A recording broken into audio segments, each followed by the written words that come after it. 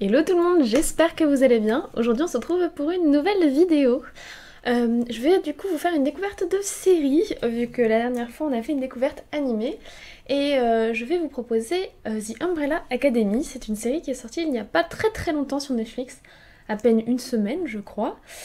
Euh, donc voilà, donc The Umbrella Academy, qu'est-ce que c'est? Alors de base, même si là c'est une série Netflix qui est sortie il y a peu, c'est un comics en fait qui a été publié par Dark Horse. Donc je crois que ça vient des États-Unis, mais j'en suis pas sûre. Donc en 2007-2008, si je me souviens bien. Et ce comics a été écrit par Gerard Way, si on veut le prononcer à l'américaine, et du coup Gabriel Bas, donc dessiné par Gabriel Bas. Voilà, je vous mettrai cette fois-ci en description, en barre d'infos, les comptes, soit sur les réseaux sociaux, soit ce que je peux trouver comme article sur eux, si ça vous intéresse de les découvrir un petit peu plus. Voilà, et du coup ces comics ont été licenciés par Delcourt en France. Voilà. Donc c'est sorti cette année, pour l'instant on a une saison de 10 épisodes, des épisodes qui durent à peu près 45 minutes je crois. Faites attention par contre cette série, comme ça on pourrait croire que c'est une série pour enfants, mais c'est une série ratée de 16+, ça veut dire c'est pour les plus de 16 ans, donc parce qu'il y a quand même pas mal de violence. Alors c'est plutôt une série axée, je dirais, science-fiction, peut-être un peu de fantasy, je sais pas si on pourrait appeler ça de la fantasy, mais de la science-fiction. Il y a du supernaturel avec des pouvoirs spéciaux, on a de l'action, hein, beaucoup je trouve. Et oui, il y a un petit peu de violence dedans, un peu de... Je dirais pas du sang, je sais pas s'il y a du... Si, un petit peu aussi. Donc voilà, faites attention si jamais vous êtes trop jeune. Comme je le dis d'habitude, c'est vous qui décidez ce que vous regardez, mais n'hésitez pas, par exemple, si vous pensez que vous ne devriez pas voir ça, de couper les scènes ou carrément arrêter la série et attendre d'être un peu plus mature. Voilà. Mais sinon, pour tous ceux qui ont plus de 16 ans et même ceux qui ont plus de 16 ans mais qui ont du mal avec la violence, évitez pareil. Mais si jamais ça vous dérange pas, allez-y, parce que c'est une série géniale et je vais vous expliquer pourquoi. Du coup, pour le synopsis, c'est en octobre 1986. Il y a 43 enfants dotés de super pouvoirs qui vont naître le même jour.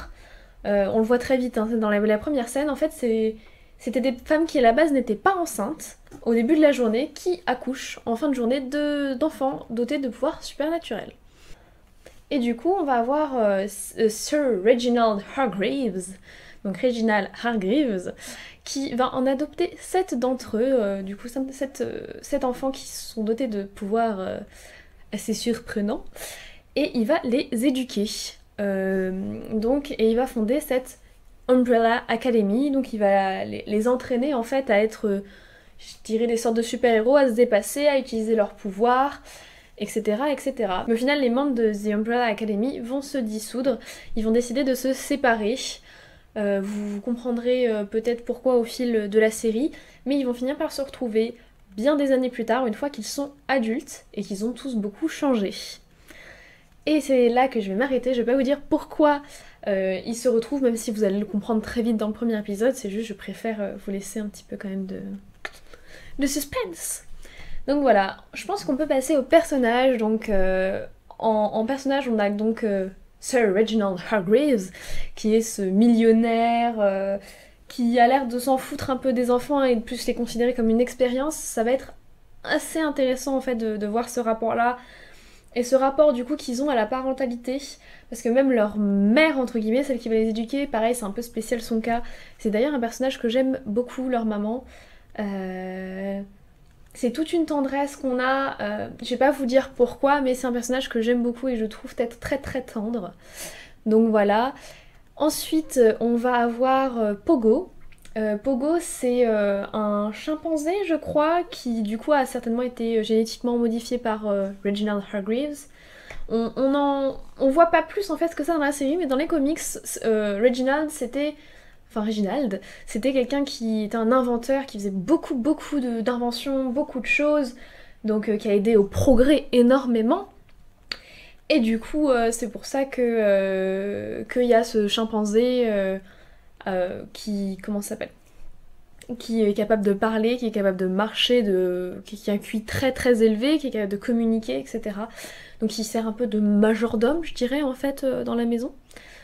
Voilà, voilà. Et ensuite, je pense qu'on peut passer aux enfants. Donc on a tout d'abord Luther, donc number one, Space Boy.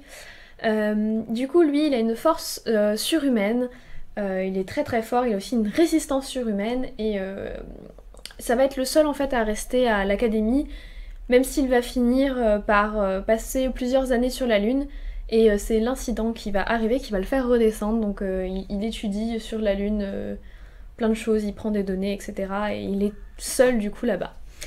Après, on a number 2, aka Diego. Je sais plus ce que c'est son nom, je crois pas qu'on l'entend son nom de code, mais je crois que c'est Kraken, mais je suis pas sûre pourquoi. Je trouve que son pouvoir c'est peut-être celui qui est le moins expliqué. En fait, il est capable de contrôler les couteaux qu'il lance. Et il s'est vachement entraîné en fait au combat rapproché. Donc il est très doué en combat rapproché, faut faire vachement gaffe. Voilà. Après, on a Allison number 3, qui est du coup une fille. Elle, c'est rumeur. En fait, son pouvoir, c'est la possibilité de dire par exemple j'ai entendu une rumeur et la personne va faire ce qu'elle a entendu. Enfin, comment dire, va faire ce qu'elle a entendu comme rumeur soi-disant. Donc elle peut contrôler via ses cordes vocales la volonté des gens, en fait. Voilà, via sa voix. Ensuite, on a number 4, aka Klaus. Klaus qui est un personnage méga intéressant. De base, au tout début de la saison, je ne le supportais pas. Il m'agaçait à être nombriliste à souhait et j'avais envie de le baffer. Après, comment dire, c'est un personnage qui est peut-être très agaçant au début, assez en dehors de la réalité, il se drogue beaucoup, etc. Et c'est un gros souci dont lui-même a conscience. Mais il va devenir petit à petit un personnage tellement intéressant et presque le plus intéressant, je trouve, d'entre tous, même si il y a à débattre. Hein, tous, je pense qu'on va avoir de chouchou. Voilà, voilà. Mais et du coup, lui, c'est séance, je crois son nom de code, séance. Donc, je sais pas si c'est séance en français. En gros, il a des pouvoirs psychiques. Il peut voir les morts, en fait, et les entendre. Et la raison pour laquelle, justement, il se drogue, c'est pour ne pas les entendre. Et ensuite, on va aller à number 5. Donc, number 5, qui n'a pas de prénom. Parce que oui, en fait, Reginald était tellement, comment dire, froid qu'il ne leur donnait même pas des prénoms. Il les appelait number 1, number 2, etc. jusqu'à 7. Et 5 n'a jamais eu de prénom, tout simplement parce qu'il a disparu à l'âge de 13 ans. À 13 ans, en fait, il a fait une fugue, il peut se téléporter. Et il a décidé, en fait, de se téléporter dans le temps. En fait, de faire un voyage dans le temps, et il s'est dit « je suis prêt », etc. Il a un argument, un fight, enfin, en gros, il se dispute avec Reginald, leur père, et qui lui dit tu n'es pas prêt pour le voyage dans le temps, etc. Et au final, en fait, il va quand même le faire, et il fugue, et il ne le revoit pas. Voilà, donc number 5, on ne sait pas où il est. Bon, comme vous le doutez, si je l'évoque, c'est qu'on va le voir. Pour moi, je sais pas si c'est pas d'ailleurs le héros principal du comics. Je l'aime énormément ce personnage. Il est assez déroutant, assez marrant, il y a un décalage, vous verrez pourquoi. Je vais pas en dire plus. Je vais pas en dire plus, mais il est vraiment très intéressant, je l'aime beaucoup, son histoire est très très touchante. Enfin, voilà, et je trouve que l'acteur s'est très bien débrouillé parce que c'était vraiment pas facile à faire ça, je trouve, à mon avis. Et nous avons number 6, Ben, qui est mort. Et du coup, Ben, normalement dans les comics, on le voit pas beaucoup, et là on va le voir pas mal dans la série via Klaus. Il accompagne tout le temps Klaus. En fait, depuis qu'il est mort, je crois, il a décidé de rester avec Klaus en tant qu'esprit. Donc il est toujours là pour essayer de le remonter, de l'aider, etc.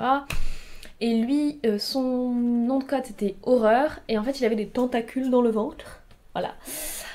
Je crois qu'on le découvre vraiment, à part si on fait très attention, je crois, au premier épisode, sinon vous le découvrez plus tard, ces tentacules, donc voilà, essayez de bien faire attention à tous les épisodes dès le début, à tous les petits éléments, parce que il y a des choses parfois qui sont très très importantes qu'on ne voit pas tout de suite. Et du coup, nous allons finir par number 7, aka Vanya. Vanya qui est la seule à ne pas avoir de pouvoir, qui s'est toujours retrouvée mise à l'écart à cause de ça. Elle a développé un don pour le violon, donc elle joue du violon, etc. Mais c'est une personne qui est très triste. Elle n'est pas appréciée d'ailleurs par le reste de la famille. Et elle se sent vraiment comme une personne, je dirais, un peu nulle, qui loupe des choses. Et c'est très dommage. Et je pense par contre du coup que l'héroïne de la série, ça serait peut-être plus Vanya. Mais ça a discuté parce qu'en fait, en soi, on n'a pas vraiment de personnage principal. Pourquoi je dis ça? Tout simplement parce que tous ont leur histoire, même s'il y en a qui vont peut-être nous intéresser plus que d'autres, d'autres qui vont peut-être plus aussi nous attacher, mais tous ils ont leur petit quelque chose. Moi mes chouchous, je sais que c'est Number 5 et Ben, j'adore Ben. Voilà, même si on le voit quasiment pas, hein, j'adore Ben. J'aime énormément Klaus après, donc vous verrez pourquoi je dis après. Et voilà. Ensuite, on a d'autres personnages que vous verrez plus tard. Je sais pas si... je vais juste vous mettre des petits visuels, je vais pas trop vous expliquer leur histoire.